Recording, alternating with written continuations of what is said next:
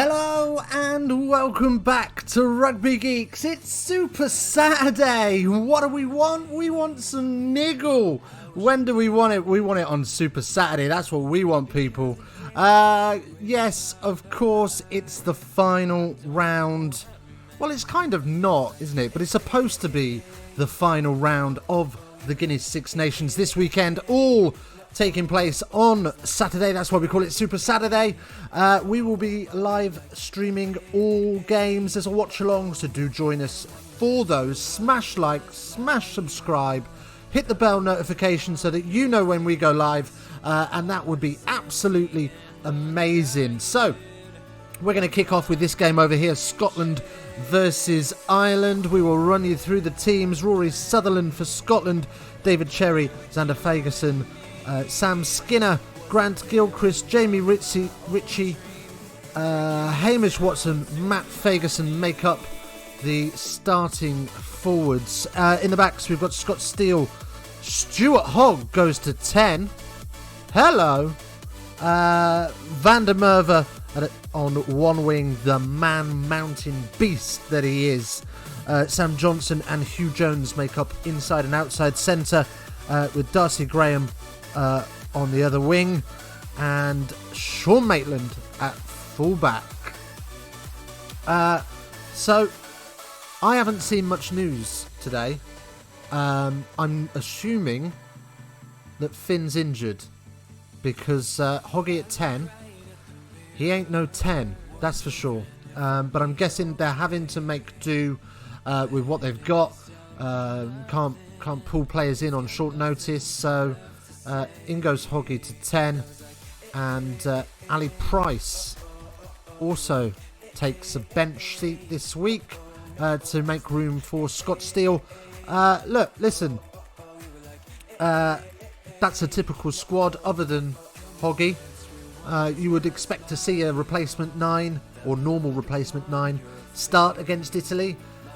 This is a big one for Scotland though. They have to go and take a win against Italy to salvage their Six Nations. It started so promisingly.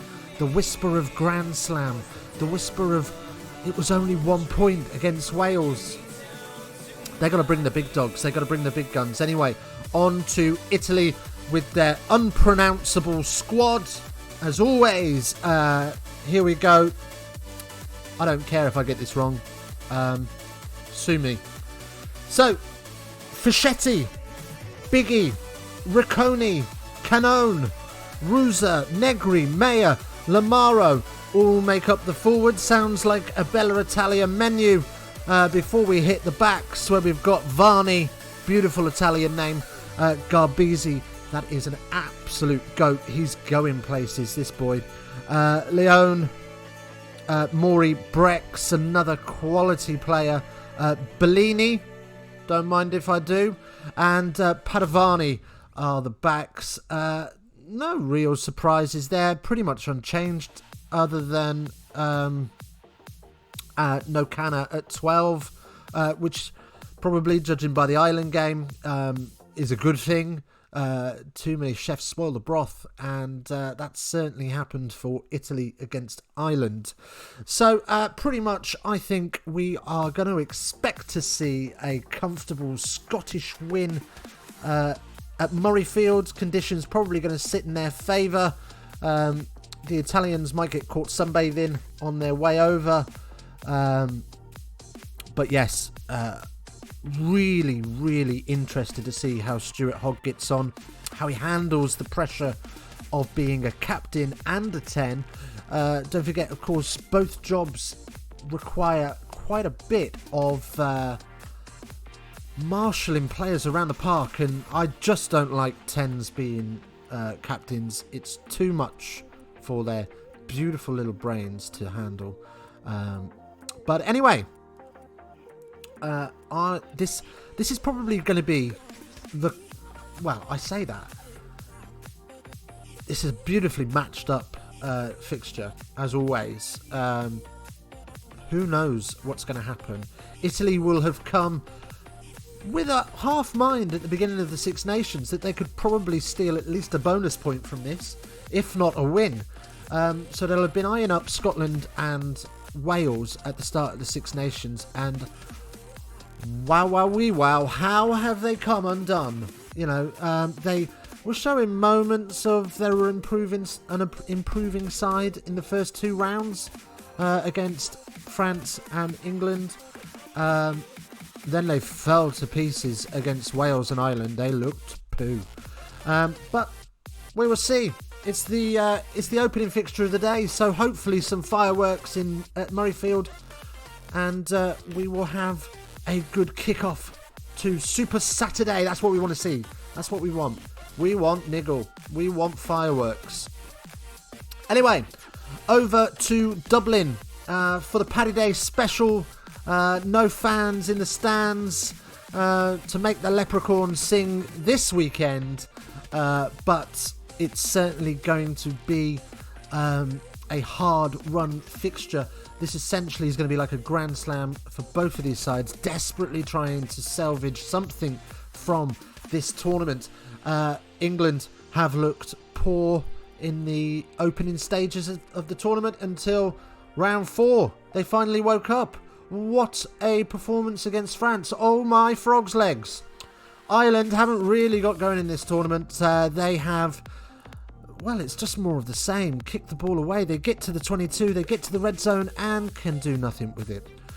They really are lacking somebody that can carve through a defence. They seem to just sort of balance on the edge of that red zone. They get there, but they just can't find a way through. And that has been the story of their Six Nations. Let's have a look at the teams. So for Ireland, Dave Kilcone, Rob Herring, Tag Furlong, dancing feet, isn't he? My word, where did that come from? Dodging a salad bar. That's what that was.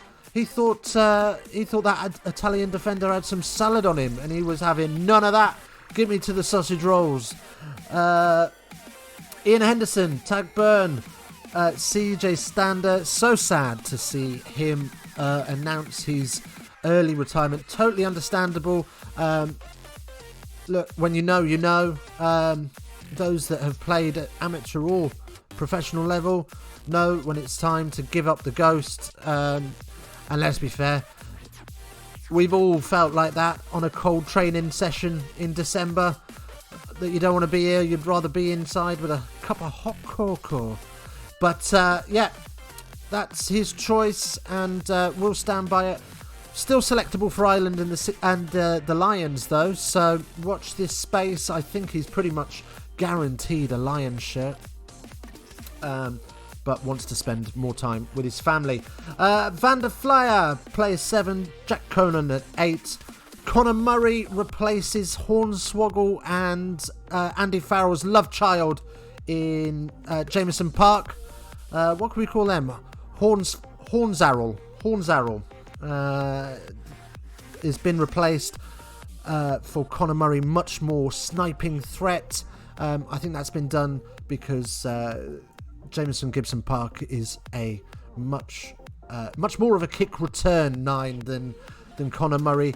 Conor Murray's going to try and get them some front foot ball, which they must need. Anyway, Jonathan Sexton, Sexpest, Sexwee, Lovechild is captain and 10. Very much playing further back than he used to. He's not the same carrying 10 that we remember from 3 or 4 years ago, which is going to give England the opportunity to release their blitz and attack the space. Bundiaki at 12, Henshaw at 13, and Hugo Keenan is at 15, and Stockdale on the other wing. A return to the side for him. No, it's not a return to the side for him. He's just moved to wing. Perfect. Okay, on to England. Mako Vernopolo returns, and another start for Luke Cowan-Dickey. Congratulations to him. Much deserved. He has been an absolute beast this Six Nations for England, and not overlooked for some time because Jamie George is quality, is world-class quality. but Luke Cowan-Dickey is firmly banging on that door. He wants a piece of the action. Tight head, Kyle Sinclair. Maro Itoje, huge return to form for Maro Itoje. We talked a lot about be kind culture. All this Twitter hatred needs to stop. It does. 100%. It's got to go. But it seems to have done Maro Itoje the world of good, because hasn't he just answered those critics in 80 minutes flat? Last week was absolutely exceptional. And return to form indeed. Number 5, Charlie Ewells in at 6. Mark Wilson keeps his spot. 7, Tom Curry. 8, Billy Vunipola make up the forwards. At scrum half, Ben Youngs, as always. George Ford at 10. On one wing, Johnny May. Still wait. Other than that try against Italy, still waiting for some magic from old chicken wings. So we'll see if that comes this weekend. Has he saved the best to last? We will find out on Saturday. Captain Owen Farrell goes in at 12. Elliot Daly, dildo hands from the other week, from the Wales game, moves into 13. Don't know how I feel about that. Don't know how I feel about putting Elliot Daly there. I know he used to play there a long time ago. But he hasn't done anything for me in this tournament that says, hey, you deserve your shot. I think probably would have been better putting Ollie Lawrence there.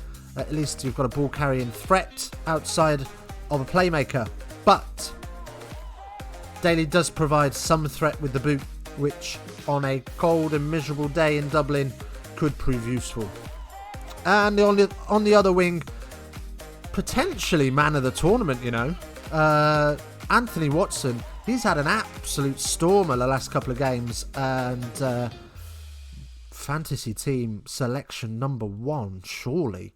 But yeah, he goes in on the other wing. And Max Malins, congratulations, retains his spot. I think he had a great game against France. I think the only time he could have got caught somewhat out of position was the exceptional Dupont parry try, bringing all that sex gravy to Twickenham in the first 120 seconds of the game. Right, so some guy called Peter managed to okay, jump the skipping rope over 12,000 times in an hour. On to the big one. The big one. There's no question about this game.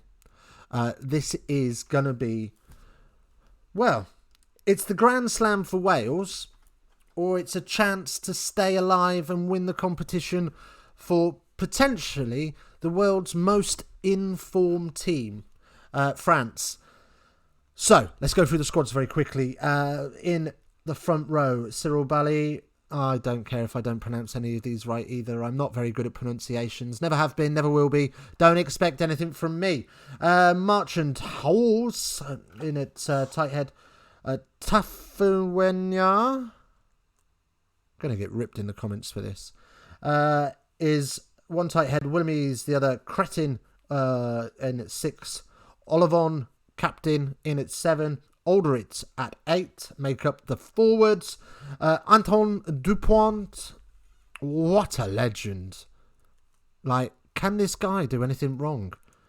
Can he have a bad game? Other than boffing one off of Willimies' face 3 metres out, has he put a foot wrong in the whole Six Nations? No. Not for me, anyway. In at fly half, Jelly Baby. Keeps his spot at 10. Panoa on one wing. Fikau at 12. Fakatawa at 13. Teddy Thomas at 14. And Bryce Doulin at fullback. Pretty noisy, heavy hitting French side, you have to say. They are going to cause huge trouble for the Welsh, who line up as Wyn Jones, Ken Owen, Francis, Beard, Alan Wyn Jones, captain and second row. Josh Navidi, Tipperick, Falatau make up the forwards. Huge names there. Into the backs. Switch it up with Gareth Davis. Are we switching it up with Gareth Davis? No, we're not, are we? No, we're not switching it up with Gareth Davis. Ignore me. In at 10, Dan Bigger. Quality game again last week. Into the wing. Josh Adams takes his spot. He's had a fantastic tournament, looking really good. Jonathan Davis at 12. Despite all of his critics over the last couple of years, he has gone from strength to strength. Managed to change his position to 13. George North is flying at the minute, isn't he? He's having a great tournament. And another one with a potential shout for man of the tournament, Lewis Rees-Sammet in on the other wing with good old Liam Williams tailing up the back at 15. Man, everybody is going to be looking forward to this France-Wales game. It has got... Oh, I've just realised I'm still on that one, aren't I? There we go. Fixed it. Quality work at play here. So France-Wales, that's going to be an absolute humdinger in Paris. The French are going to be hurting from that defeat at Twickenham and out for revenge. Wales desperate to put their Autumn Nations critics to bed, to sleep, to bury them 6 feet under and concrete cement them in with a Grand Slam win. Who would have thought that at the start of the tournament? Wales' Grand Slam win was on the cards. Nobody would have thought that, but that's where we are. So all to play for. My predictions, let's run through those. So we'll go Scotland, Italy first. Scotland win by 6. Let's go 16-10. I like that. 16-10. Then on to Ireland, England. Look, let's be perfectly honest. The Irish don't stand a chance. Arrogant English, you want to call me? Whatever. I'll wear it because you're getting 20 points put on you. I've got... I'm going to have this as an England win by 20. I'm going to go with 36-16. Yeah, let's go with 36-16. I like that. I'm feeling that one. And finally, on to Le Froglais versus or France-Wales, as we commonly call it. It's so tough, this one. France by 3. I said it. France by 3. Oh, controversial. I mean, there's part of me that wants Wales to get the Grand Slam, but can I be bothered with the 15 years of gloating that comes with it? Maybe not. And then the French, of course, the French are the French. Don't really want them to win the tournament either. But I understand that Wales are already in talks to put together their Christmas DVD that will come with a complimentary Jammy Dodger. Right, so join us over the weekend, Saturday. We kick off the weekend with Newcastle Falcons versus Wasps at Kingston Park. That's sure to be a great game. Wasps trying to refine their form. Newcastle desperately clinging on. They've fallen apart. They started so well. And then we are into Super Saturday, where we will be watch-alonging all 3 of the fixtures. Going to be a really mental day. But it only happens once a year, so it's like Christmas for rugby fans. 3 stellar international games with, what's that, 3 of the 5? You've got 5 of the top 10 international teams all playing on the same day. Who couldn't ask for more than that? All we needed was South Africa to play New Zealand, and somebody would have to fetch me a sock. Right, anyway, that's it from me. If you haven't already, how dare you not hit subscribe yet? Like, if you hit subscribe from me, then I get 1 more subscriber. So please, head on down there. Somewhere down here. I don't know. But yeah, smash that subscribe button, hit the bell notification. We'll notify you when we go live for the watch-alongs. And don't forget, of course, face down, ass up. That's the way we like to ruck.